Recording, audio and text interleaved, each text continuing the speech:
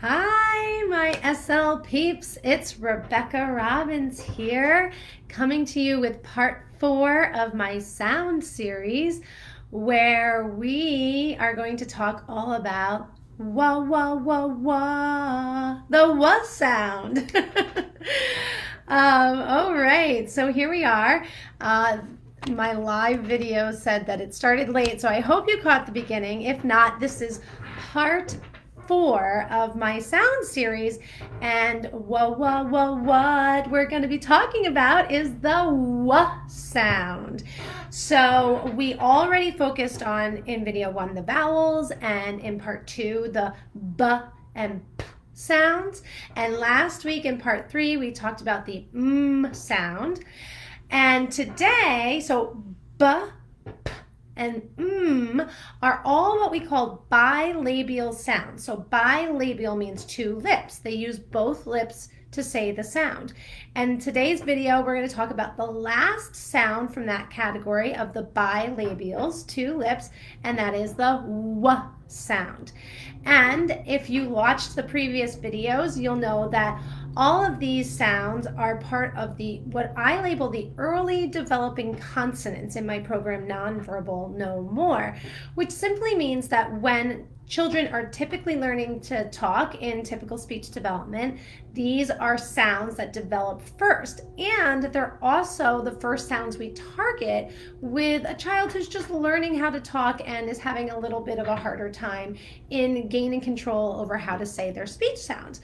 So we use these early developing consonant sounds because they are first to develop in typical speech. And also the reason for this is because they're produced right here on the lips, they're really easy to see for the child to look at my face or your face and to see exactly how to say the sound. Not all of the speech sounds are so easy to see once we get inside of our mouths with the production, but the bilabial sounds are right here, right up front, really easy to see, and they also are really easy to feel for the child when the child is producing them themselves. So when we have a sound that incorporates more than just the auditory component of hearing what it sounds like, but also the child can now see how it's supposed to be produced really clearly, and also can feel really well in their own mouth how it's produced, it makes it easier to say. So that is the case for these bilabial sounds, and certainly for w, which we're going to be talking about today. So you've seen me do the cue. W actually does not have a sound partner like our friends b and p. So it's just us by itself, but you use the 2 fingers, the index and the middle finger, because it is produced with voicing. So in my hand cue system, any sound that is produced without using the vocal folds is indicated with 1 finger, just the index finger. Any sound that does use the vocal folds, we put the index finger and middle finger together to indicate voicing. So it's kind of like in sign language, if you were to make the V, it's like a glued together V for voicing. And that is a clue to indicate to our child that we're supposed to turn on our voice when we say the sound. So we use the thumb and our 2 fingers here, and we put it on our lips, and we wah, and we open up as we release the sound. Wah, wah, wah, wah. And that's how you cue the w sound. And like I said last week, all of our sounds in Nonverbal No More have a cute nickname to go with them. And that is because we want to give our child as many cues as possible how to say the sound. And the w sound is called the fishy sound. Why? That's kind of a strange name, right? Why do we call it the fishy sound? Because if you think about what a fish looks like with their mouth when they're breathing in the water, they're kind of making that movement with their lips as if they were saying wah, wah, wah, wah, wah. So it's like you're making fishy lips, right? And we have a little picture cue that goes with all the sounds that the participants in Nonverbal No More get access to. And this is the picture cue for the W sound, and it's called the fishy sound. So when we would be doing drills with the child, we would hold up the picture cue and we'd say something like, let's practice our fishy sound. Say W, W. And then you would perform the cue on yourself and the child would imitate. If the child needs help, I'm going to go into that right now. Some little extra strategies you can use if your child is not what's called stimulable. The speech therapist is having a hard time with her words today. When your child is not stimulable for a sound, and stimulable means can say the sound in isolation or by itself, basically can say "w." So if your child is having a hard time imitating that sound, then there are some tricks that I use to get my kiddos to learn how to say this sound. If your child is able to say the oo sound, you can start the oo vowel. So I don't know if you remember, if you look at part 1, I showed you the cues for our vowel sounds, but oo is like this, oo, at the lip. So you can see it's just like wa, but you keep it there, oo. Or you can use your arms out front like this, kind of. There you go. That's what it looks like. Ooh, because your arms are projecting out just like your lips do for ooh. So you can start with the ooh sound to help prompt your child if they're having a hard time saying wa. So you would say ooh, and then what I like to do once the child has their lips in the position for the ooh sound, I might actually put my fingers on their mouth and go ooh, and maybe give a little bit of a pressure and a bounce off, just to give the child that sensation that there needs to be some movement happening. If that's not working, what you can do is you can use a combination of vowel sounds if your child is able to say them. And that will be a good approximation, and we'll start training the movement pattern so that your child can get closer to wa. So you would, instead of saying wa, have the child say ooh ah, ooh ah, ooh ah. So you can see when you go from ooh ah, you kind of naturally make the wa sound with your lips, and with the movement you do the same movement pattern. So that is a good approximation that will eventually lead you into the production of wa. So you start with ooh ah. If your child can't do that, teach them ooh ah, ooh ah, and then eventually you'll get to ooh ah, ooh ah. And if that's not working either, if your child, let's say your child can't say the ooh or the ah yet, you can use some prompts to help you prompt your child. So you could use some sort of something cylinder that your child can put the lips on. We talked about this last week with that when a lot of times when kids are having a hard time talking, it's because they have a diagnosis called apraxia. And with apraxia, it helps sometimes to have a physical object for the child to approximate towards with their mouth. So if you use some sort of cylinder object like a pen or a straw for your child to put their lips on, ooh, wah, wah, wah, and you just have them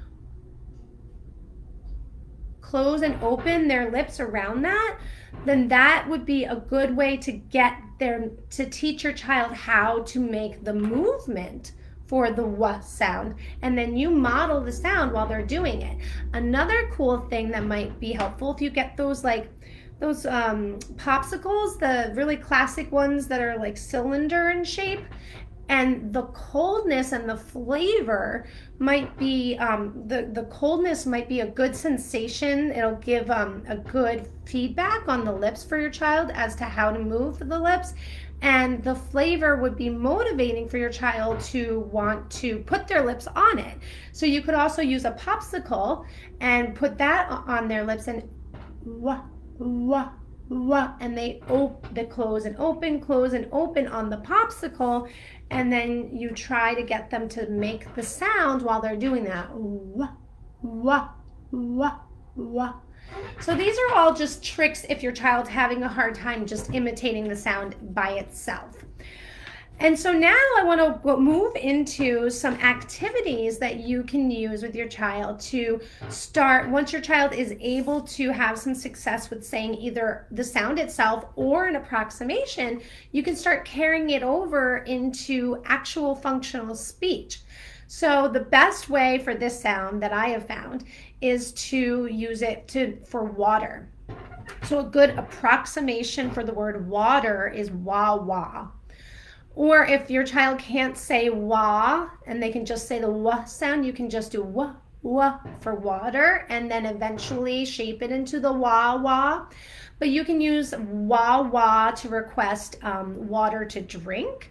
You can use wah, wah during water play. This is a great thing to work on during bath time, especially if you get like a big bucket of water or something and you're pouring it into, if you use sand toys in the bathtub, they are great because you can pour in and the gears will turn with the water. So you could do things like that so that your child is requesting wah, wah, or wah, wah, wah, wah. If they're really good at saying it, you might only have to cue the wah sound. Wah, wah. And you just do a little bit at a time. When you're working with requesting, you want to give as many opportunities to practice as possible because our kids need lots and lots and lots and lots and lots and lots and lots and lots and lots and lots of practice saying their sounds. And the more they practice saying their sounds, the deeper the groove in their brain will be as to how to say it.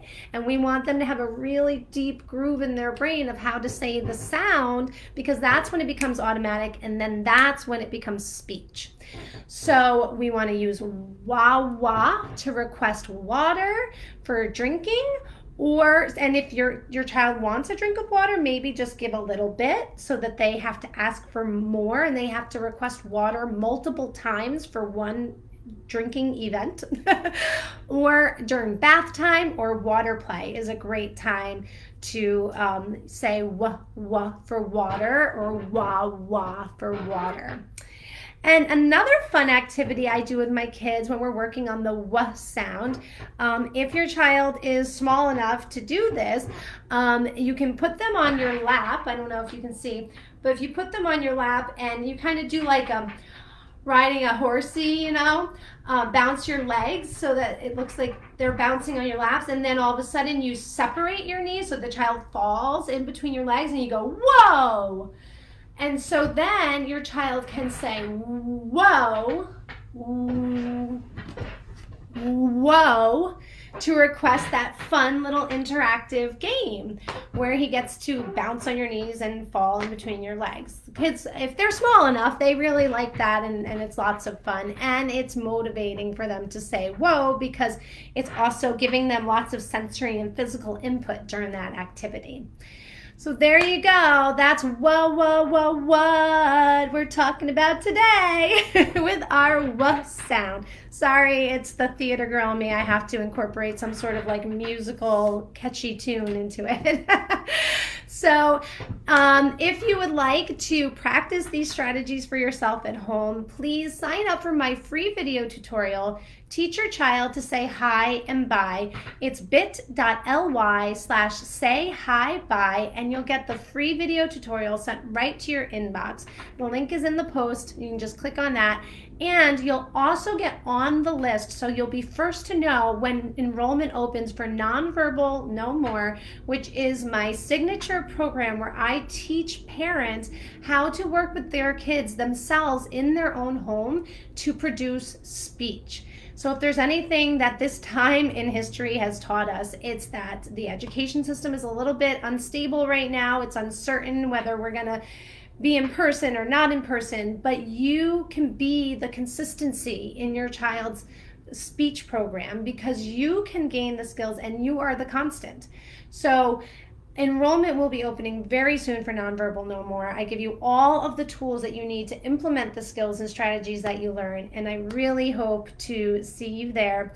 Thank you so much for joining me today. Have a wonderful Friday and a great weekend. Bye.